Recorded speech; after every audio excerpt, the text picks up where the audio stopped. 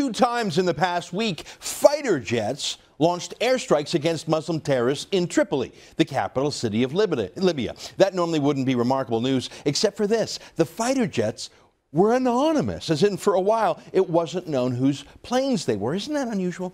They might have been NATO jets. As you know, NATO, and even Canada included, attacked Libya in 2011. We had our CAF jets involved and Navy personnel too, but this time it wasn't us. And it wasn't the Americans either. It wasn't even all those European countries who import so much oil and gas from Libya. France, Italy, Spain, Germany. It wasn't them. So who flew these fighter jets? I mean, that's odd, isn't it? Especially given how small the whole region is. I mean, the Mediterranean Sea, it's not a really big place. It would be like fighter jets, say, over the Great Lakes region. I mean, how could you not know who was doing what? A bit of a mystery, really. If NATO wouldn't attack these Muslim extremists, well, who would? Well, news leaked out yesterday who did. Two Arab countries, Egypt and the United Arab Emirates did. Egypt borders Libya, but the UAE isn't exactly close by. These two countries, according to reports in the New York Times, attacked Muslim terrorists without telling the United States first. And U.S. officials, according to the Times, are furious. Not just furious for being kept in the dark, which is pretty amazing right there. But get this, one U.S. official actually told the Times, and I quote, "We don't see this as constructive at all." Ha! And that's the key to this, understanding this whole puzzle here. Egypt and the UAE, they're not democracies. They're Arab dictatorships, as all Arab countries are. But as Arab dictatorships go, they're less awful than most. The UAE even has some traces of liberalism, especially in its leading city of Dubai. And Egypt, which was temporarily ruled by the Muslim Brotherhood terrorist group, is now back in the hands of its more moderate military, as it has been for most of the past 60 years. They're both considered U.S. allies. They both fly U.S. military jets, the F-16, for example. The Emirates was where NATO fighter jets, including Canadian ones, were based to Afghan and Iraqi missions. Egypt, the most populous Arab country, was where Obama chose to make his first major foreign policy speech. Not Canada, not Iraq, not China, not Mexico, but Egypt. It was Obama's big announcement of his attempt to woo the Muslim world back in 2009. It was where he specifically introduced himself as Barack Hussein Obama. That's what he called himself there. And he repudiated past American Middle East policy. And yet these two countries, Egypt and the Emirates, now think so little of the United States, they launch military strikes neither seeking permission nor giving notice to their former patron. That's how cut out of the loop the United States is these days. They don't even know what's happening until they read about it in the newspaper.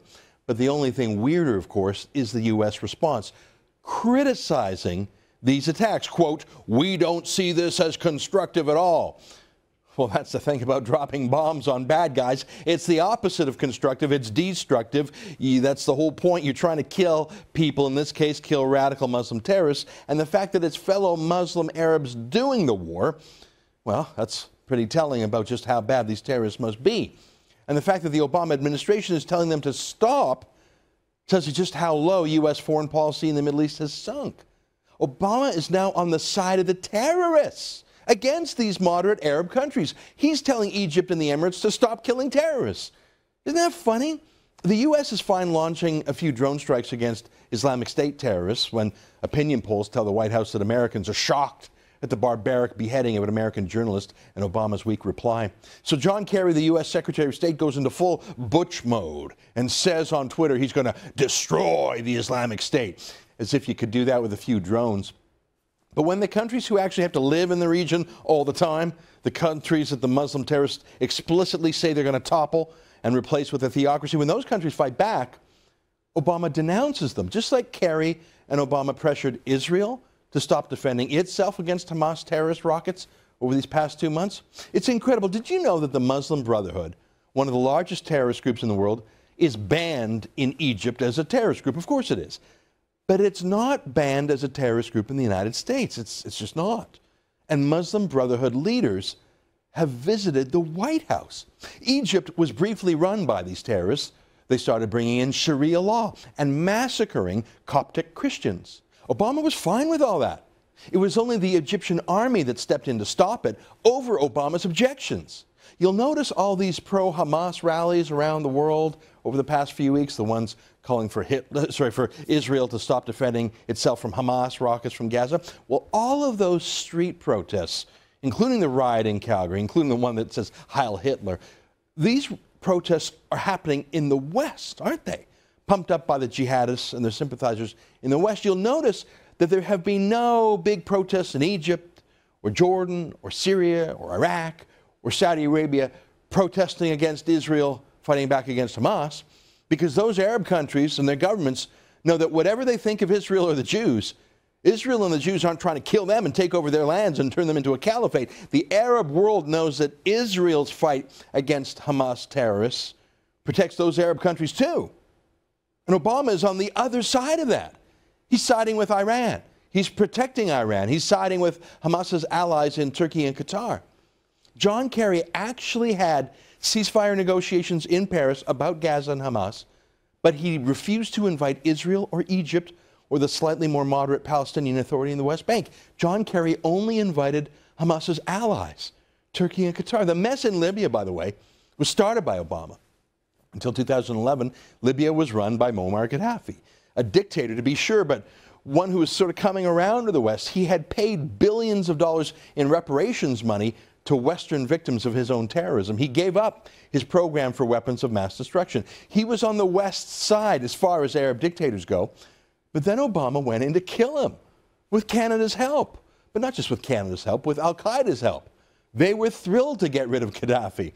They went on to sack the U.S. consulate in Benghazi, killing the U.S. ambassador and 3 other Americans, while Obama and Hillary Clinton just stood by.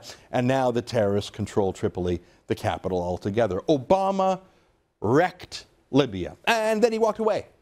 And he's mad that Egypt and the Emirates are trying to keep a lid on things, just like he wrecked Egypt with his support of the Muslim Brotherhood until the Egyptian army came in to clean up his mess. Just like Obama wrecked Iraq, withdrawing U.S. troops so precipitously that the Islamic State terrorists have now taken over half the country. Just like Obama wants to wreck Israel by lobbying for Hamas. Obama's foreign policy is so dangerous, Egypt and the Emirates and Saudi Arabia are actually more closely allied with Israel now than they are with America. Isn't that amazing? It's shocking, too. This Arab raid against Arab terrorists in Tripoli is the best news I've heard out of the Middle East in a year. It shows that so-called Arab moderates are no longer putting their hopes in Obama. They're taking care of the terrorists themselves, and they have some means to do it, F-16s. I hope it's a sign of things to come, which is exactly why Obama's against it. I mean, today it's Egypt and the Emirates taking out terrorists in Tripoli, Libya. Tomorrow, it could mean these Arabs taking out the nuclear weapons plants in Iran. But Obama wouldn't want that. The Nobel Peace Prize winner prefers to negotiate with terrorists, and he's still president for 2 more years.